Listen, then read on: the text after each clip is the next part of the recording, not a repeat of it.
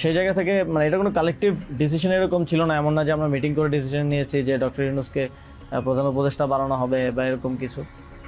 বা তখন আমার মূলত যোগাযোগ হয় ইয়ের সাথে, যে যোগাযোগ হচ্ছিল আমেরিকান এম্বাসির কয়েকজনের সাথে। এর পাশাপাশি হচ্ছে সাবেক ছাত্রদলের এক বড় ভাই আছেন শামীম ভাই, উনি মিরপুরে অর্গানাইজার হিসেবে খুব ভালো ভূমিকা পালন করছিলেন, তো ওনার সাথে আমার যোগাযোগ হচ্ছিল। উনি মূলত ওনার যোগাযোগটা ছিল মূলত মুশফিকুল ফজল আনসারি ওনাদের সাথে আর কি।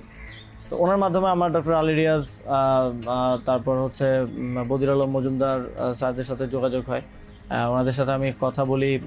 1 তারিখ যখন আমরা আমাদেরকে ডিবি থেকে ছেড়ে দেওয়া হয় সেদিন প্রাথমিক কথা হয়, কিন্তু 2 তারিখ মূলত আসল কথাবার্তা শুরু হয়। ওনাদের সাথে কথা বলে এবং ওনাদেরকে তখন আমি জিজ্ঞেস করছিলাম যে ডক্টর মোহাম্মদ ইউনূস কি আসবেন কিনা যদি আমরা আহ্বান করি।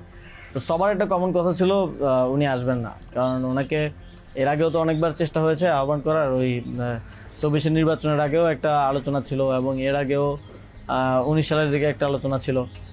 এর আগেও যখন তত্ত্বাবধায়ক সরকার ছিল তখনও ওনাকে আনার চেষ্টা করা হয়েছিল, বাট উনি সবসময় পলিটিক্যালি থেকে রিফিউজ করেছেন, দূরে থাকতে চেয়েছেন।